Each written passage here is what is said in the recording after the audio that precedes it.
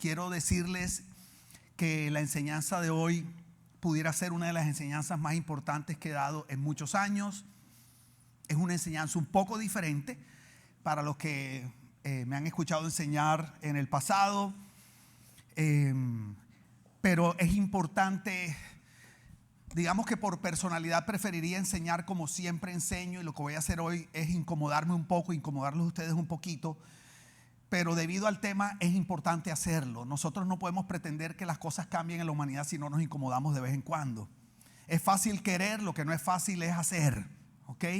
Y siempre he creído que la iglesia no puede ser ajena a las situaciones que pasan en la humanidad y en la sociedad. Hoy especialmente me refiero a la situación de nuestra amada nación de Venezuela. ¿Ok?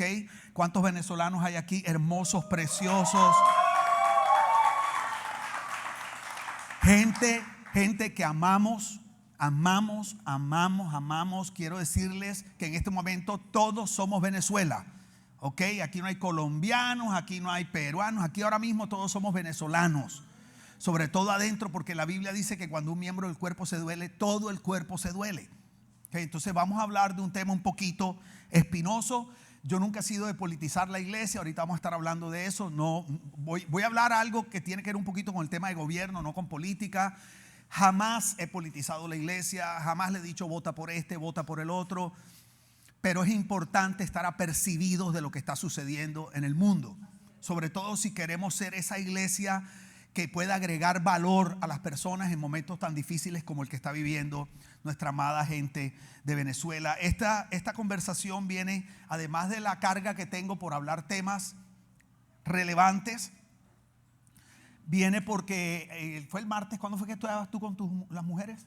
El jueves Jesse tiene un grupo que se llama Corazón Saludable y lo hace. Ese jueves era en la casa y llegamos y había un grupo de mujeres o de comadres ahí porque hablan, Dios mío. Y entonces, Dios mío, qué diferentes son las reuniones de hombres que las de mujeres, men. Hasta en las conferencias cuando nos separamos, los hombres terminamos rápido, las mujeres no, ahí están, yo no sé, lavándose los pies, yo no sé qué están haciendo, pero hablan.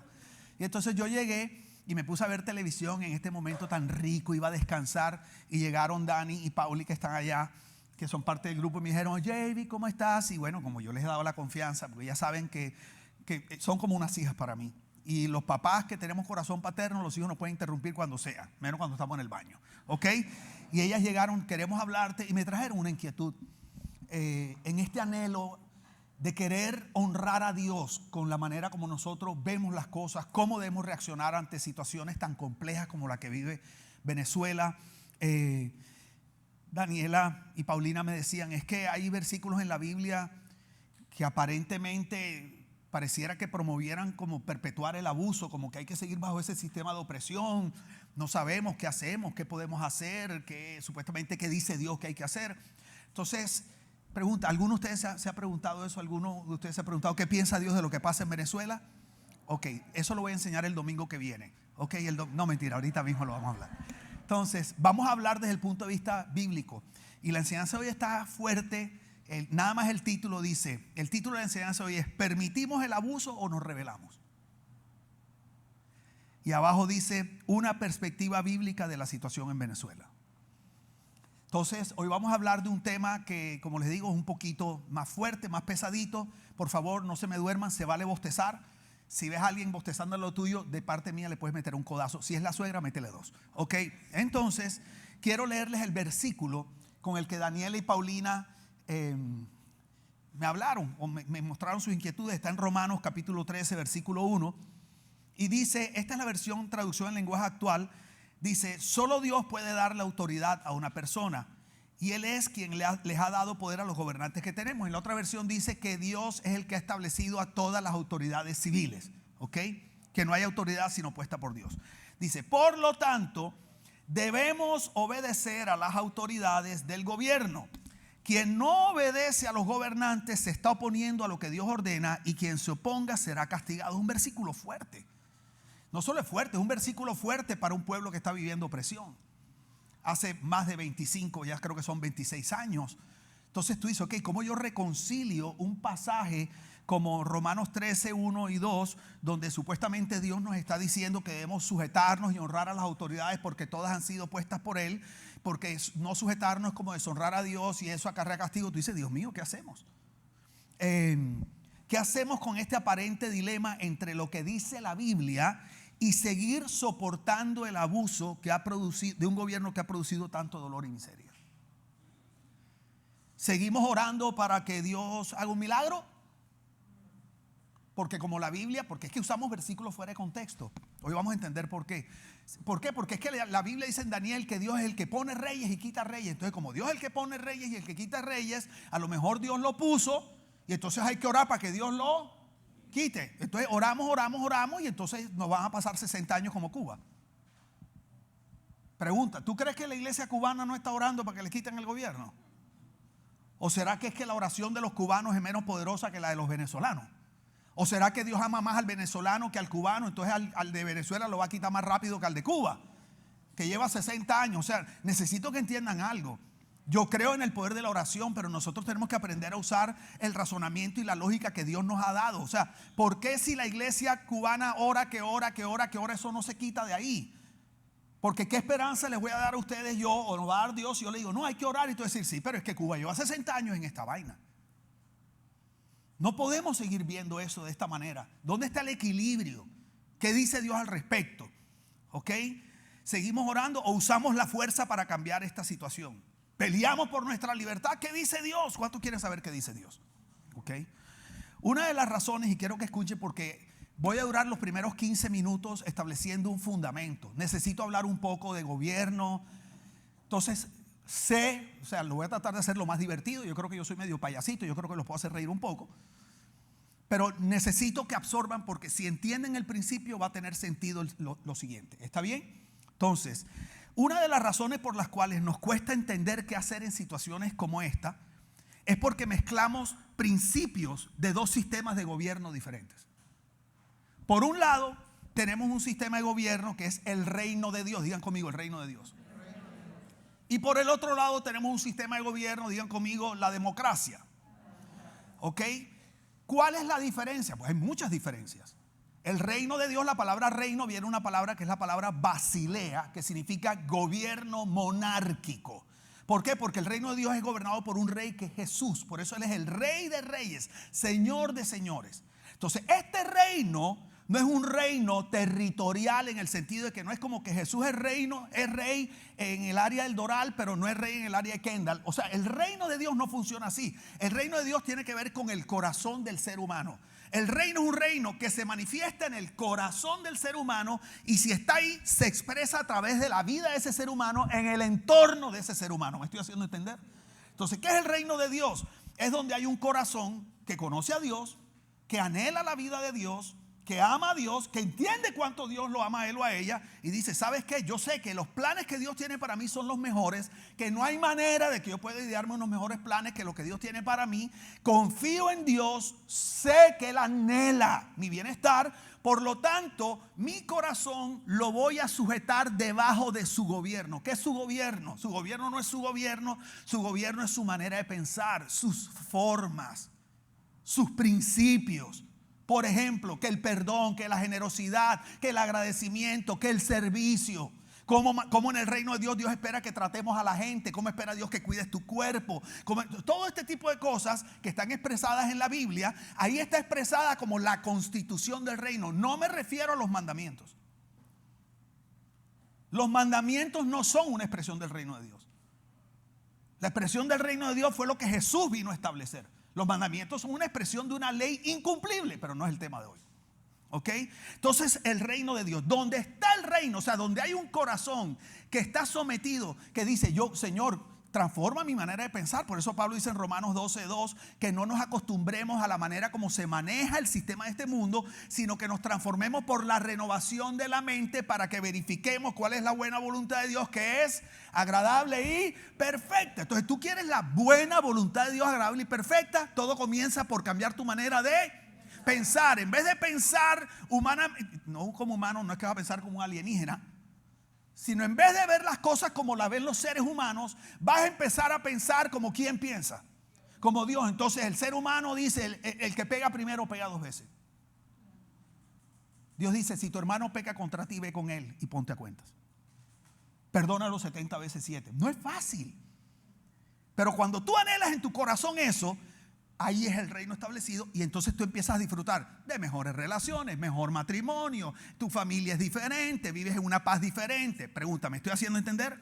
Y cuando Jesús dijo, no se afanen, no se perturben, yo les he dejado un regalo, paz en la mente y en el corazón. La paz que Jesús nos dejó en la mente y en el corazón no es algo mágico, abstracto por osmosis. No, no, no. Donde Jesús establece su reino, ahí se manifiesta el regalo de la paz en la mente y el corazón. Eso es, digan conmigo, el reino de Dios. Es un gobierno, es un sistema de gobierno en el corazón. Del otro lado tenemos la democracia. La democracia es un sistema de gobierno creado por el ser humano en antigua Grecia. Demos, pueblo, kratos, gobierno.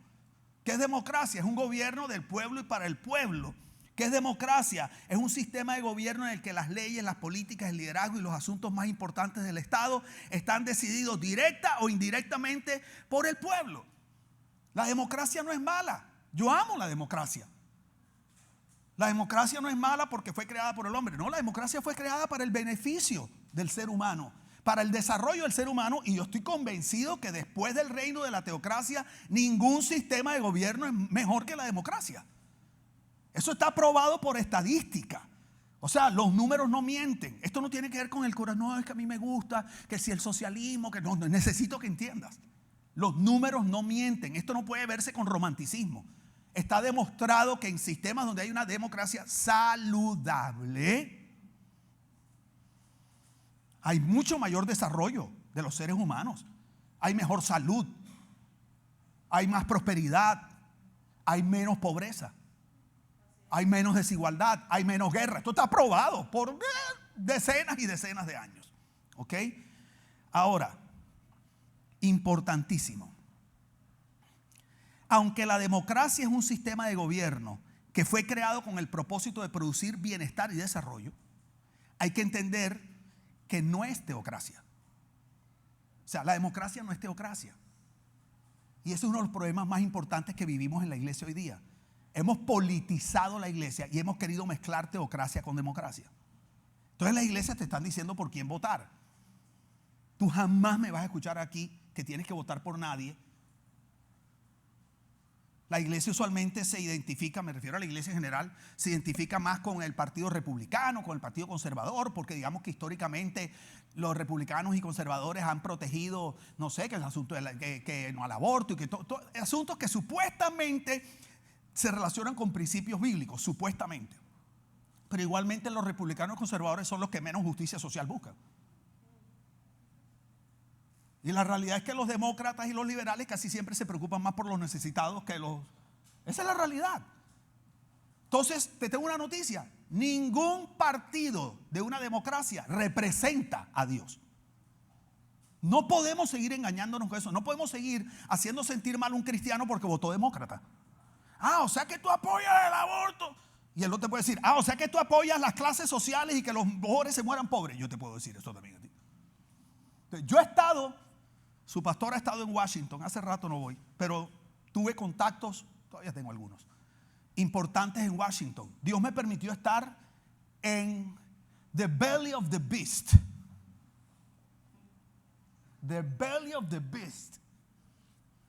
Yo estuve en una reunión privada, 2 pastores y yo, de todos los Estados Unidos, y en esa reunión estaba John McCain, Edward Kennedy, el senador Brownback, que creo que era de Arizona, y Hillary Clinton. Te estoy hablando de los 4, 3 eran los políticos más poderosos en ese momento de los Estados Unidos, básicamente del mundo. Y ahí estábamos hablando y me pidieron que fuera para hablar acerca de los 12 millones de inmigrantes en ese momento que estaban aquí en los Estados Unidos sin legalidad, porque estaban tratando de hacer un consenso. Duramos 2 horas y media hablando. Era la primera vez que los republicanos y los demócratas se estaban medio poniendo de acuerdo para ver si lográbamos sacar de las sombras y definir un poco para que esta gente no viviera en la zozobra que vive. Pues te tengo una noticia. Esa gente al frente mío Duraron 2 horas y media peleando para ver si la ley se iba a llamar Kennedy McCain o McCain Kennedy. 2 horas y media para ver quién se llevaba el crédito de una ley histórica. O sea, perdóname, les importaba un pip los ilegales. Porque al final, usualmente la gente que está en gobierno no está ahí con el propósito de servir al pueblo, sino de perpetuarse en el poder. Necesito que entiendas eso. Y yo amo el gobierno, estuve tentado a ser parte del gobierno y entendí que donde estoy hago más impacto y agrego más valor a la humanidad. ¿Por qué? Porque los buenos que están en el gobierno no los dejan trabajar. Entonces, necesito que entiendas que aunque la democracia es un sistema de gobierno creado con buenas intenciones, no es teocracia. Debemos, aquí es donde se empieza a poner buena la cosa. Debemos tener cuidado cuando tratamos de aplicar en un gobierno democrático principios que fueron establecidos para un gobierno teocrático, donde se manifiesta el reino de Dios, corazones en reciprocidad, que quieren lo mejor, que entienden cómo funciona Dios, que siempre están valorando al otro como más importante que a sí mismo. ¿Por qué? Porque hay muchos principios de la teocracia que no aplican a una democracia. Hay unos que se aplican, pero hay otros que no aplican. Entonces, no siempre son compatibles. Les traigo de ejemplo el matrimonio. Digan conmigo el matrimonio. Algunos oyen esa palabra y les da tembladera. Ok, el matrimonio. El matrimonio. Miren cómo dice Efesios 5:22. Dice, vamos a leer esto, dice: las esposas deben sujetarse a sus esposos así como lo hacen con Cristo. Y algunas mujeres dicen, ese es el diablo que está hablando ahí. Ese es el mismo diablo que está diciendo esa vaina. ¿Es o no? Una pregunta. ¿Por qué una mujer le molestaría esto? Dígame. ¿Por qué una mujer tú crees que le hablas de sujeción al esposo? ¿Por qué? Por temor al abuso. Pues tú dices, espera, tú me estás diciendo que ponga mi seguridad en este man, en el borrachín este, hijo de su madre. Es hijo de su madre, ¿no? Ok. Mira. Porque el esposo es cabeza de su esposa, así como Cristo es cabeza. Tranquila que no vengo a hablar de eso. Es cabeza de su iglesia y también su Salvador. Cristo es la cabeza y la iglesia es el cuerpo. Por eso la esposa debe sujetarse a su esposo en todo, así como la iglesia se sujeta a Cristo. Entonces quiero que escuchen. Termina diciendo, los esposos deben amar a sus esposas así como Cristo amó a la iglesia y dio su vida por ella. Entonces mira, ¿por qué les traje este ejemplo? Porque necesito que entiendan que este versículo está hablando de un matrimonio que es bajo el gobierno de Dios, en teocracia. No está hablando de cualquier matrimonio. Está hablando de un matrimonio que bajo el reino tiene una reciprocidad. ¿Cuál es la reciprocidad? Que la mujer puede honrar a su esposo y respetarlo porque su esposo está sujeto a Cristo y la ama y da su vida por ella como Cristo la dio por la iglesia. Entonces, donde hay un hombre metido con Dios, servicial, amoroso, detallista, que se esfuerza por su hogar, que no se bebe el salario, que la mujer dice, ok, en esa reciprocidad, Dios dice, ok, ahí hay dos principios que fueron creados y establecidos para cohabitar en teocracia. ¿Me estoy haciendo entender? Pero yo he escuchado pastores y líderes espirituales hablarle a parejas donde no hay reciprocidad. Y el tipo es un abusador. Y le han dicho, pues te tienes que sujetar.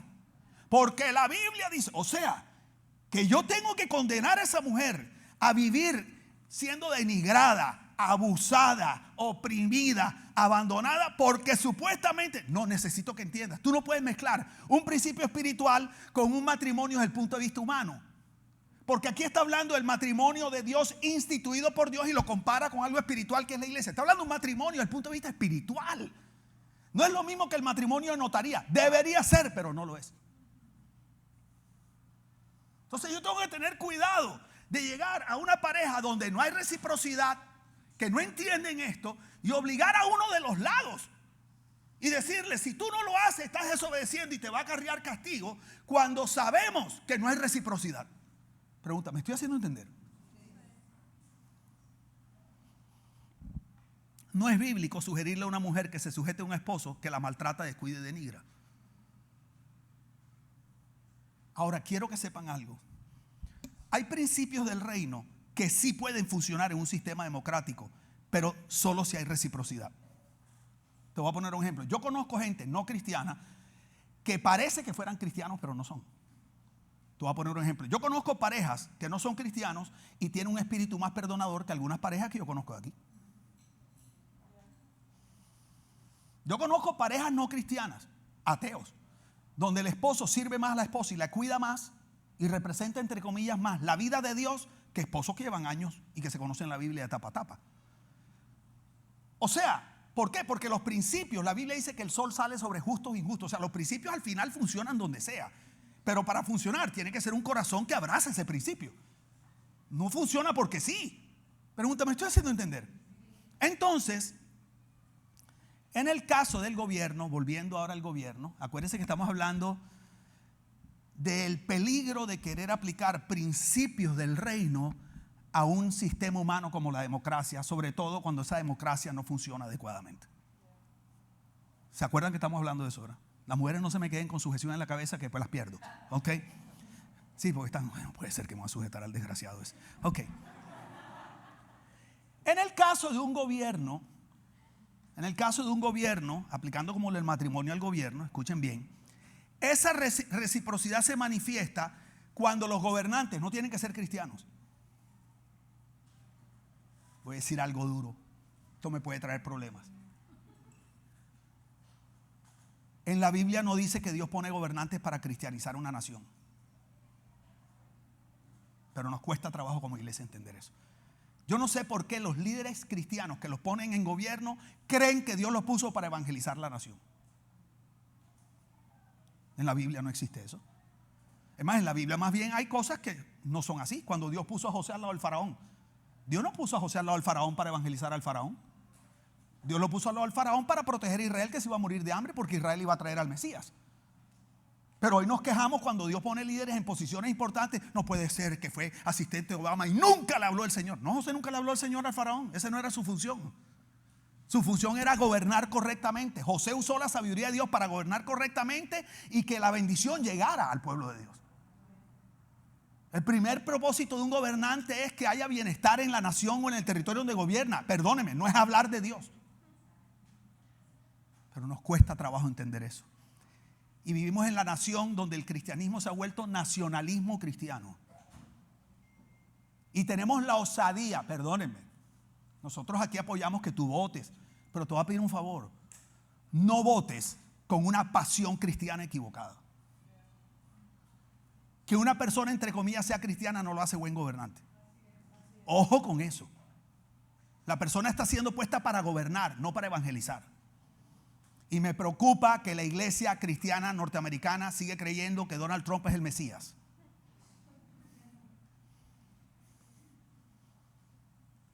Me preocupa.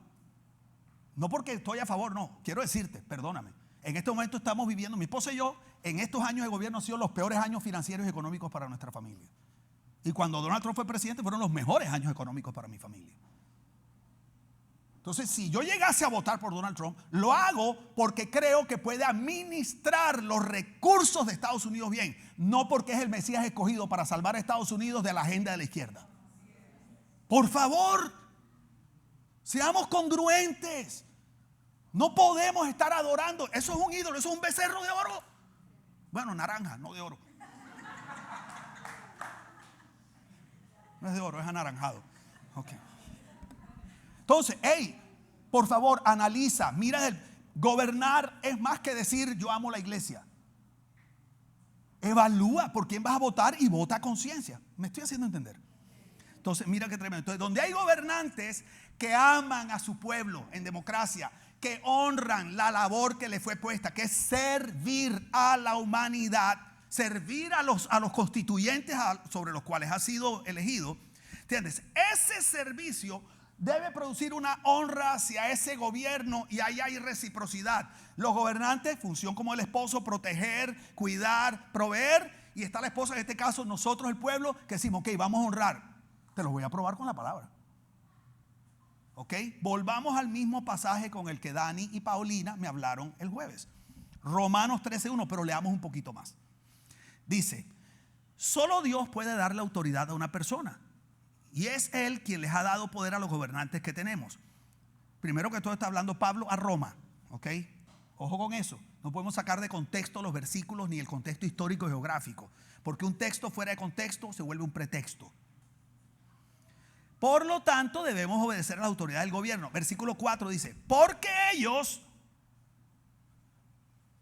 es que en este lugar yo cambié el versículo, le metí un poquito más. Mírenme a mí. Ok, es que añadí uno anoche y se me olvidó decirle a Esteban, el diseñador, que lo añadiera. Versículo 4, porque me pareció importante. Dice, porque ellos están para servir a Dios y para beneficiarlos a ustedes. Pregunta, ¿para qué están los gobernantes? Para servir a y para beneficiar a la gente. O sea, para eso los puso Dios ahí. Para honrar a Dios con su manera de gobernar y servirle a la gente. Dice, los gobernantes están al servicio de Dios y están cumpliendo un deber. Entonces ahí sí dice, ahí está, los gobernantes están al servicio de Dios y están cumpliendo un deber. ¿Qué servir? Por eso ustedes pagan sus impuestos. ¿Por qué? ¿Por eso por qué? ¿Qué es qué? Estar al servicio de... Y están cumpliendo un... Entonces, digo amigo, por eso, como consecuencia de... Pagan ustedes sus impuestos. Así que páguenle a cada uno lo que deban pagarle, ya sea que se trate de impuestos, contribuciones, respeto o estimación. Quiero que veas que el impuesto, contribuciones, respeto y estimación es la respuesta recíproca a un gobierno que está cumpliendo con su deber.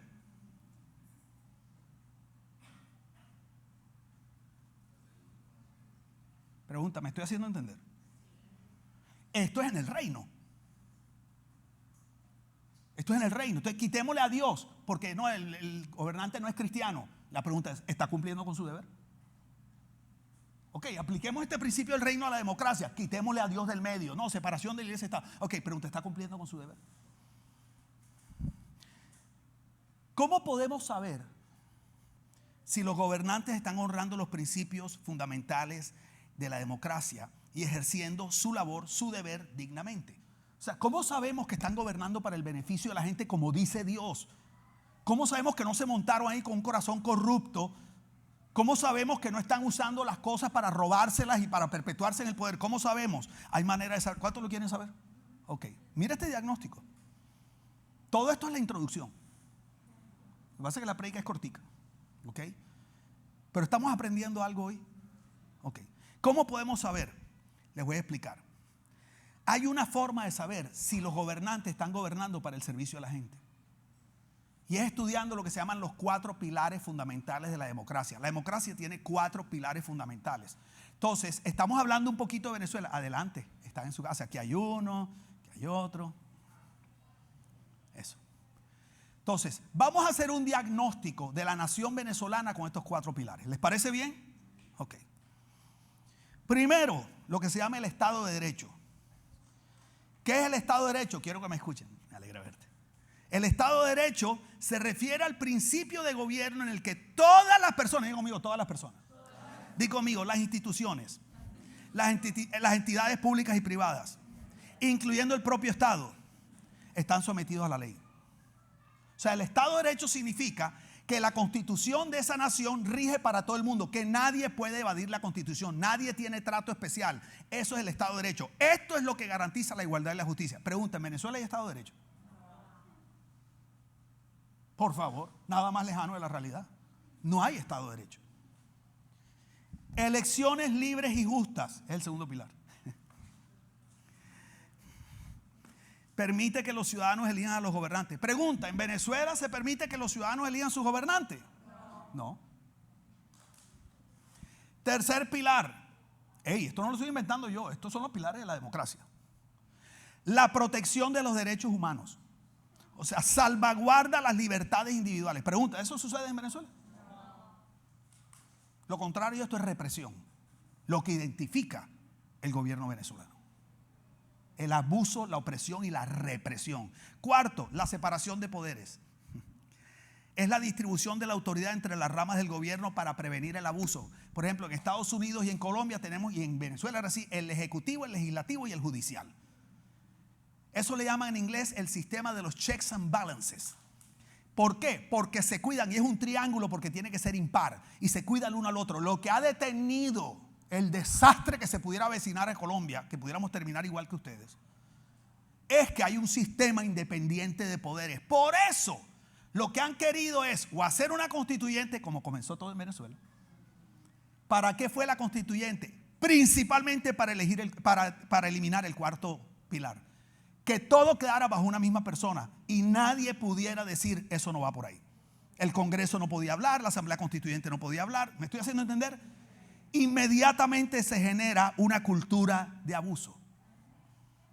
Entonces, cuando yo analizo los pilares y los aplico a la nación venezolana, me doy cuenta, lastimosamente, que los gobernantes no están cumpliendo con su deber. O sea, su parte de reciprocidad que debería definir que nosotros o los venezolanos, pero hoy aquí todos somos venezolanos, ¿ok? Que nosotros tuviéramos que honrarlos con nuestros impuestos, con nuestra honra, nuestro respeto y todo ese asunto. O sea, no hay el diálogo recíproco, que es como se funciona en el reino. Pero si lo quieres aplicar a la democracia, tienes que buscar la compatibilidad. Entonces saquemos a Dios, no hay reciprocidad. Pregunta, ¿me estoy haciendo entender? Okay. Ustedes están más despiertos que lo de las 10. Me gusta. Ustedes no van a escuchar esta enseñanza en otra iglesia, perdónenme. Sé que a algunos les aburre la historia, la política, todo eso. Pero tú tienes que estar apercibido. La iglesia no puede estar ajena a los problemas de la humanidad. Además que nosotros tenemos que ver cómo ayudamos a Venezuela. ¿Ok? Entonces mira esto que es tremendo. Hay gobernantes que son malos.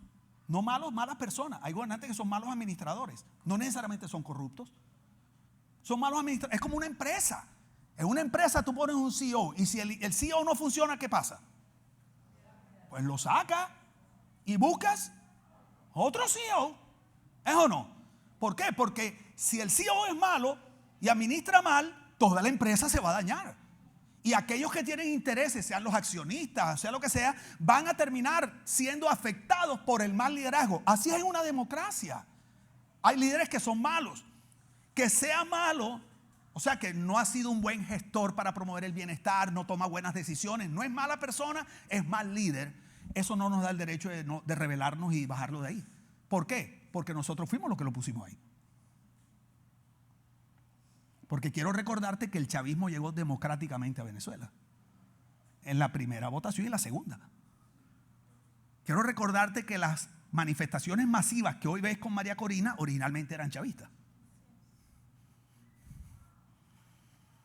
Entonces, ¿qué hizo el chavismo? Dijo, no, ustedes no lo pueden bajar de aquí. Y se agarró, oigan esto, se montó en la democracia porque fueron elegidos originalmente, democráticamente, para decir, ningún país se puede entrometer en Venezuela porque ustedes estarían entrometiéndose en un gobierno que fue elegido democráticamente por la voluntad del pueblo. A partir de la tercera elección eso cambió. Una trampita de 3 puntos, la cuarta elección 5 puntos y la última 60 puntos. Entonces, por esa razón, porque hay líderes malos administradores, la democracia provee un mecanismo que nos permite sacar a un líder malo y ver si le damos la oportunidad a uno que lo pueda hacer mejor. ¿Ese mecanismo cuál es? El voto. El voto es el corazón de la democracia. Porque el voto es la expresión del corazón del pueblo, del deseo del pueblo. O sea, una democracia que no honra el voto es una democracia que le metió una daga al corazón, a la esencia del gobierno democrático. Por eso, ¿qué sucede? Cuando las autoridades, como en este caso el gobierno venezolano, no honra el deseo del pueblo. No honra al mismo sistema democrático que lo colocó en autoridad originalmente y en el que se montan para decir que nadie tiene derecho a bajarlos de ahí. Y el pueblo matándose, votando, literalmente matándose. Y resulta que ver a los venezolanos, saber, les salían, el mundo tal, o ¿cómo que se llama Maduro? Nicolás Maduro, 45 votos. El mundo tal, 582. La otra mesa. El mundo tal, Nicolás Maduro, 37 votos. El mundo tal, 1200. Todo era 70, 20 y pico. 67, 20 y pico. Y llega el CNE. Nicolás Maduro, 51%. O sea, necesito que entiendas que eso fue una daga que atravesó el corazón de Venezuela. Porque el voto es la esperanza en una democracia. De que vamos a poner a alguien que nos da esperanza de un mejor futuro para nosotros y para nuestros hijos. Que vamos a volver a ver a nuestros padres.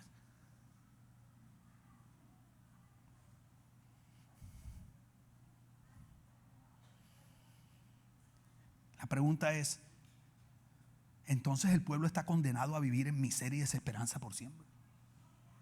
O sea, ¿tú te has puesto a pensar? O sea, ¿qué quiere decir? Que como el versículo dice, pero es el versículo que está aplicado a la teocracia y al reino donde hay reciprocidad. No está aplicado a esta porquería que estamos viendo aquí. Porque es lo mismo que yo decirle a una mujer que se sujeta a un hombre que la revienta todos los días. ¿Será que esa es la pregunta? ¿Tú crees que la voluntad de Dios es la represión, la opresión y el abuso? Entonces eso no puede ser. ¿Por qué? Porque cuando yo miro la Biblia, yo conozco un Jesús que detesta la opresión, la represión y el abuso. Lo veo en el matrimonio. El matrimonio, la Biblia y Jesús da carta de divorcio por infidelidad, por abuso, como queriendo decir, no, yo no estoy a favor del abuso. Hay abuso, hay infidelidad. Te tengo una noticia. Arranca de ahí.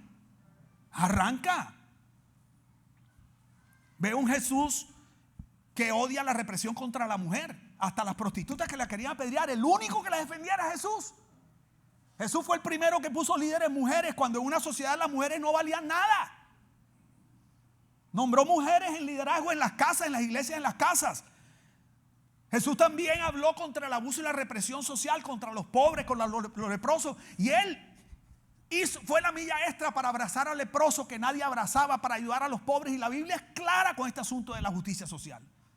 La Biblia dice que el que le da a un pobre le presta a Dios. Lo que está diciendo es, tú le das a los pobres, Dios está en deuda contigo.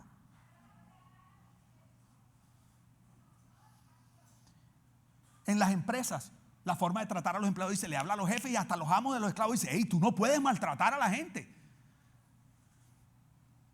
Y en la iglesia, el único momento que Jesús se me llenó de ira y empezó a voltear mesas y todo eso fue cuando se encontró el abuso y la represión y la opresión en la iglesia.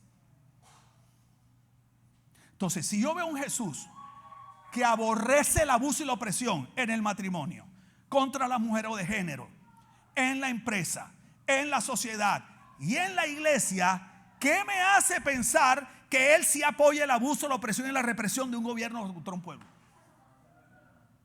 Eso no tiene sentido. Yo no puedo pensar que Dios apoya el abuso de un gobierno cuando Jesús nunca apoyó el abuso. Y yo puse aquí, o sea, quiero ser muy claro. Yo no estoy aquí para incitar a la violencia. Estoy aquí para decirte que algunos pasajes que hemos usado en la iglesia para promover una actitud de sumisión que perpetúe el abuso y la opresión no han sido aplicados correctamente. En ningún nivel de abuso y opresión. El Jesús de la Biblia aborrece el abuso y la opresión. Y siempre que lo encontró, alzó su voz e hizo algo. Nunca se quedó pasivo. Me sorprende la iglesia en Venezuela, que por no perder sus templos y sus subsidios y los pastores sus salarios, llevan 26 años callados apoyando la opresión, la represión y el abuso de toda una nación. Cuando la iglesia debería ser el estandarte de hablar contra el abuso y la represión. Y le hablamos a la gente que den su dinero y que des tu vida por Cristo, pero el pastor no está dispuesto a dar su vida. Porque con tal de protegerse las nalguitas y que no le quiten el salario, es capaz de seguir apoyando la opresión. Eso no representa a Jesús. Jesús siempre levantó su voz contra la opresión. Jesús siempre hizo algo contra la opresión. Nunca se quedó pasivo. Es mi opinión. Ya vamos llegando. Ahí vi unos bostezando y me preocupa, pero no importa. Si el de al lado tuyo está bostezando, métele un codazo. Si es tu suegra, te autorizo que le metas 2. ¿Ok? quiero ir como enfocándonos. Esta es la prédica. Es mi opinión, humilde opinión. Es lo que la Biblia dice, pero digo humilde opinión porque yo no te puedo obligar a pensar como yo. Que la voluntad de Dios no es que Venezuela siga padeciendo el abuso y la opresión a la que ha estado sujeta por tantos años. No puede ser la voluntad de Dios. Eso es incoherente con el Padre amoroso que anhela lo mejor para sus hijos. No puede ser. Y creo firmemente que este no es el tiempo de quedarse callado y no hacer nada. Es el tiempo de alzar la voz y de tomar acción.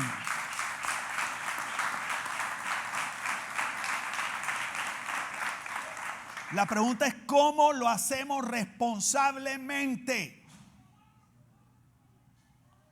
Primero, tenemos que aprender a mantenernos informados de fuentes confiables. Quiero decirte, amén. Estamos en una época donde todo el mundo es un contador de historias. Estamos en una época donde todo el mundo era experto en COVID. No, que te metas 12 semillas de papaya en ayuno y el COVID se va. No, que te tomes un, no sé, cresopinol y entonces el COVID se va. O sea, es terrible porque nosotros somos amplificadores de información. La iglesia no solo amplifica la verdad de Dios, la iglesia debe amplificar el amor de Dios por la gente, la esperanza de Dios por el pueblo. Pero entonces la pregunta es, ¿qué vamos a amplificar? Tenemos que tener cuidado de lo que hablamos. Tú no puedes estar reposteando todo lo que te mandan por internet. Hay una basura, el 90% de las cosas que mandan por internet son falsas. Le estamos restando legitimidad a un movimiento legítimo si seguimos inmaduramente reposteando cosas que no son. Busca información fidedigna, gente que tú confíes en ella. En tu desesperación porque algo pase, deja de repostear cosas que no son, porque lo que está es retrasando este movimiento. Hablar, creo que debemos aprender a hablar y accionar con el propósito de construir. Digo conmigo, construir. Si ves, desde un corazón que anhela la paz, la libertad y sobre todo la justicia. Digo conmigo, justicia. Digo conmigo, justicia. Dilo, justicia. Justicia y venganza no es lo mismo.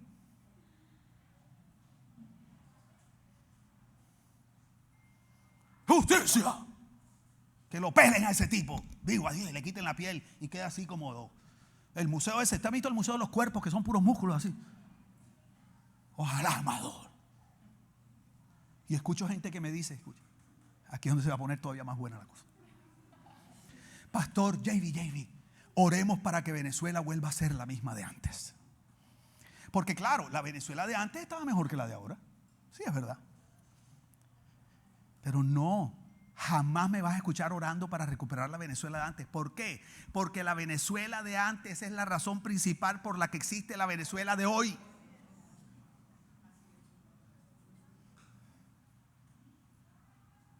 Te recuerdo que Chávez quedó, de verdad quedó.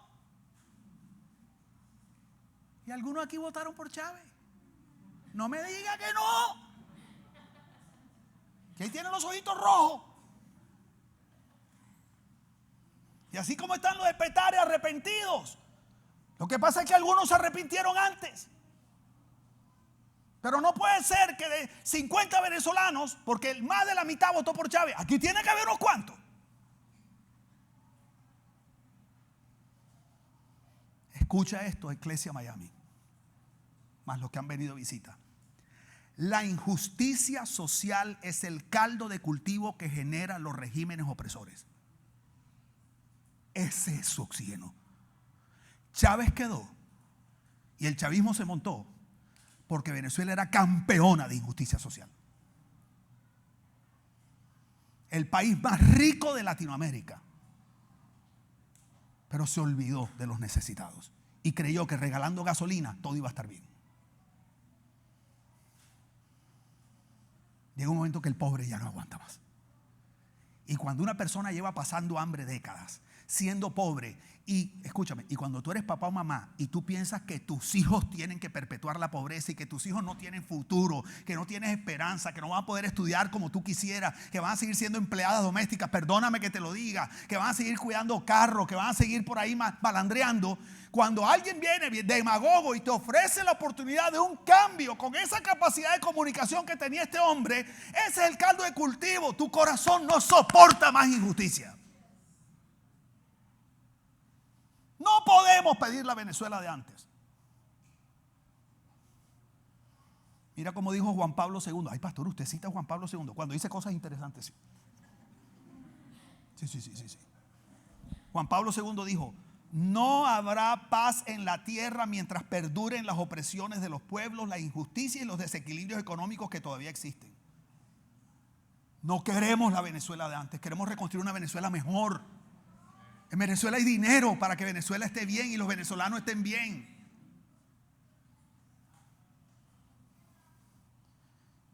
Lucas 4:16. Ya estoy casi terminando. Dile que la banda de chinitos que empieza a tocar, la que está allá escondida.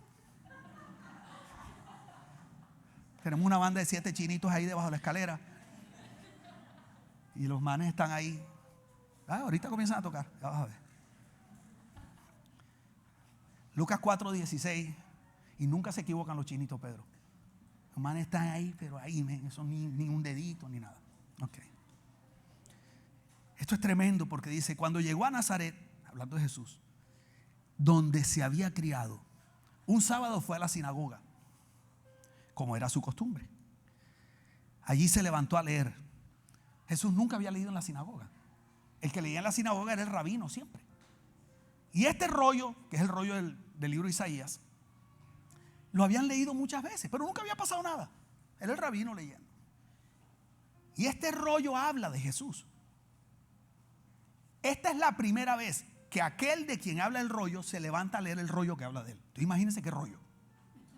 Entonces Jesús se levanta, abre el rollo. Imagínense el poder ahí. Lo que está sucediendo en la atmósfera. Que el Mesías de quien habla ese rollo está al frente de ellos leyendo.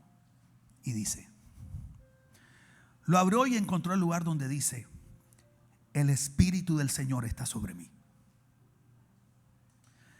porque me ha ungido para dar buenas noticias a los pobres. Me ha enviado para anunciar libertad a los presos y dar vista a los ciegos, para poner en libertad a los oprimidos, para anunciar el año en que el Señor nos dará su favor. Luego cerró el libro, se lo devolvió al encargado y se sentó. Todos los que estaban en la sinagoga tenían los ojos puestos delante de él, en él. Entonces él comenzó a decirles: esta escritura acaba de cumplirse hoy delante de ustedes. Quiero que escuches.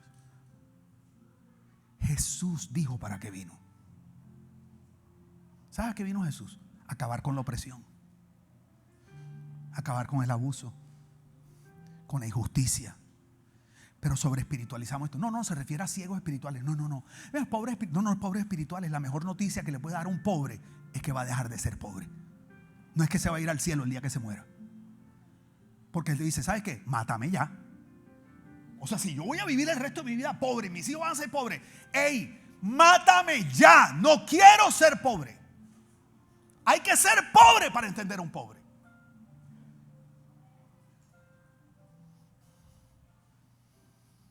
Jesús está diciendo: para esto me ungieron, para traer justicia, libertad a los oprimidos, a los pobres. Para esto vine, para anunciar el año favorable. Entonces la pregunta es: ¿seguimos permitiendo el abuso o nos rebelamos? Aquí le entra un espíritu Simón Bolívar a alguno. Y hay una frase por ahí que le pedí a Diego que me la buscara, pero es algo así como que cuando los gobiernos no sé qué cosa, la única respuesta es la rebelión. Thomas Jefferson no dijo eso, pero le pusimos ver resistencia a rebelión para que suene así como Te tengo una noticia: ni permitir el abuso ni rebelarnos. Ninguna de esas dos es la respuesta. Ahí todo este tiempo yendo para qué. No, porque Jesús no era un rebelde. Aquellos que quieren pintar a Jesús como un rebelde son unos socialistas, izquierdosos, guerrilleros que quieren que Jesús se identifique con los planes de ellos. Jesús no era ni izquierdoso, ni socialista, ni guerrillero, ni era capitalista. Ninguno. Ni objetos de abuso, ni rebelde. Jesús no fue un rebelde. Escucha esto: Jesús fue un instrumento de justicia. Digo conmigo: instrumentos de justicia. No de justicia. Instrumento de justicia, no de venganza. Sí, eso es lo que quiero, justicia. En mi época había una película que se llamaban El Vengador Anónimo, con Charles Bronson, y andaba con una Magnum y ese man levantaba a plomo a todo el mundo. No, que no me gustan tus zapatos. ¡Pah! Y entonces todo el que iba rabioso al cine, que debía tener una mala semana, eso como que te daba una vaina más bacana. Y cuando tú llevas años de dolor y estás lejos de tu tierra, y eras un ingeniero, pero ahora eres ingeniero de patios y jardines, y eras arquitecto, pero hoy eres arquitecto de ollas y vasos.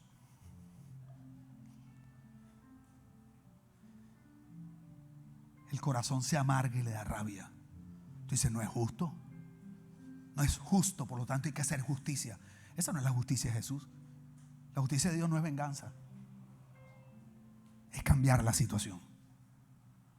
Es entender que hay algo mejor. Instrumentos de justicia. Seamos instrumentos de justicia, un instrumento que propone opciones y soluciones viables.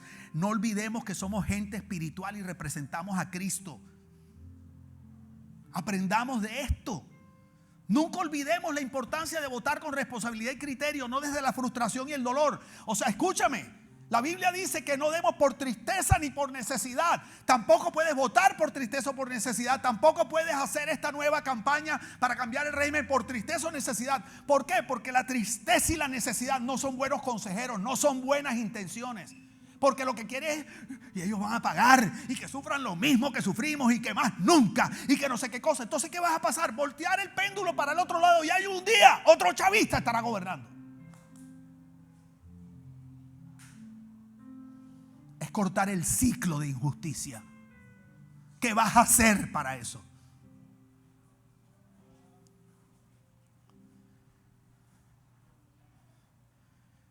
No votes con hambre. No, aquí está, mira, $200 y regalaste tu voto por $200, 26 años de opresión. No por 200, seamos honestos, por $5. Por un mercadito. Porque así es allá, Nubia. Y así es en nuestros países. No, es que no queremos que este fulano quede otra vez y en el 26 hay que sacarlo. Hey, mira, están ofreciendo ahí 200,000 pesos de mercado por un voto. Yo tengo 10. Toda mi familia. ¿De qué te quejas entonces? O sea, cambiando tu herencia por un plato de lenteja. El plato de lenteja que te quita el hambre en el momento, pero pierdes la herencia generacional. Y aquí estamos 26 años después. Yo quiero sugerirte que te vuelvas un instrumento de justicia, que aprendas a colar la información, sea un amplificador de la información correcta, que te involucres y te unas con organizaciones que lo están haciendo bien, que realmente están causando un cambio. No te metas en cualquier lugar porque te da esa cosita que tienes por dentro. Es que yo siento que eso es lo que yo quiero, plamo. Sí, porque es una cosa.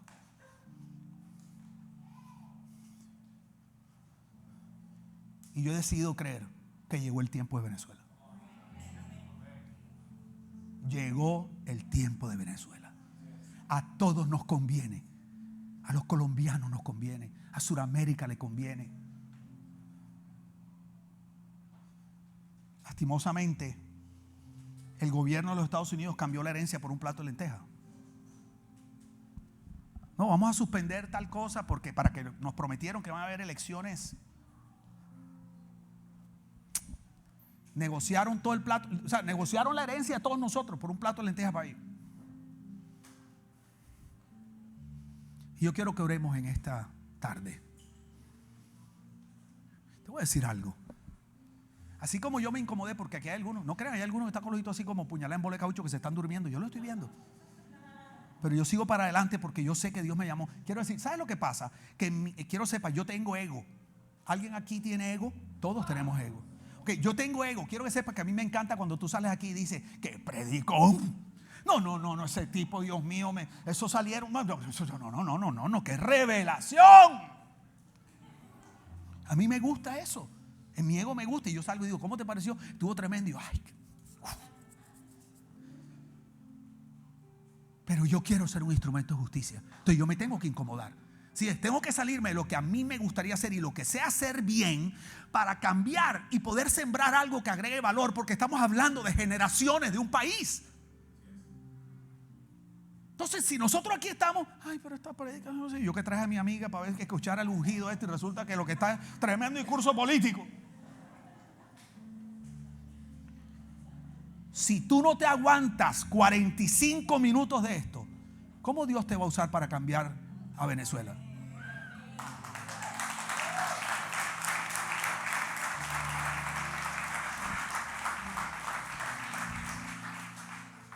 Incomódate. Esta semana te encanta ir a McDonald's a comer full saludable. Que hoy en día McDonald's son $50 fácil. Es una locura, una locura.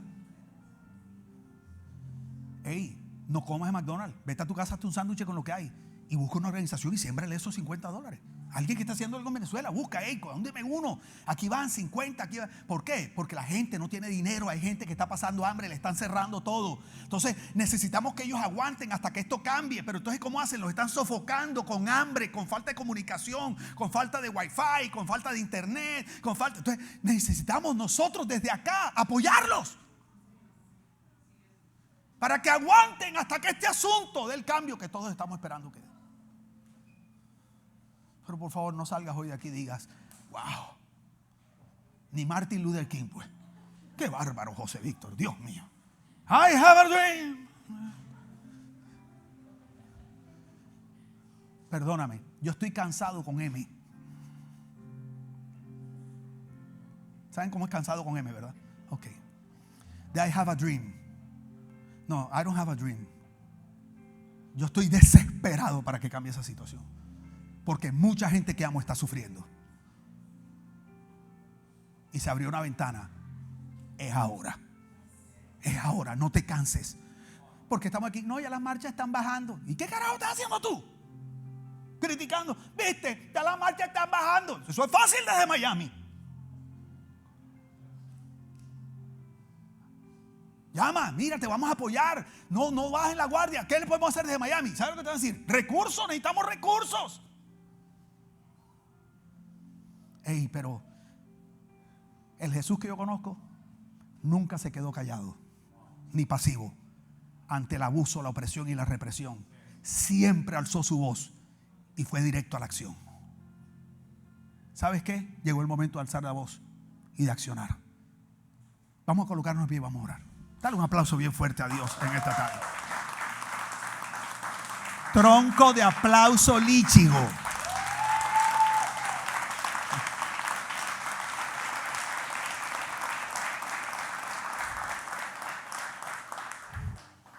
Esta mañana en la reunión de las 10 terminamos. Llegó alguien que es de televisión y me dijo, ¿te puedo entrevistar en televisión? Ay, Dios mío. Y dije, bueno, dale pues. Pastor que tuve antes me decía, una mancha más no hace al leopardo. Y ya yo soy pantera de lo negro que estoy, ya después de tanta vaina. Pero vamos a orar. Yo quiero orar por ustedes y quiero que oremos por Venezuela. Vamos a hacer una oración. Todos somos venezolanos en esta oración. Vamos a pedir por ellos como que es por nuestra familia, porque son nuestra familia. Somos naciones hermanas, sobre todo los colombianos y venezolanos. ¿Ok? Entonces eso, si quieres, abrázala al lado, como tú quieras. Y vamos a orar. Yo quiero unos cuantos venezolanos aquí conmigo. Unos cuantos vengan, acompáñame aquí que me siento solo. Eso, gracias, mi madre. Eso, unos cuantos venezolanos. Me he dicho, media iglesia. Y unos cuantos venezolanos, Eso. Oscar. Bueno, pero yo no sé si maracucho y venezolano es lo mismo. Digo, yo sí sé, los que no saben son ustedes.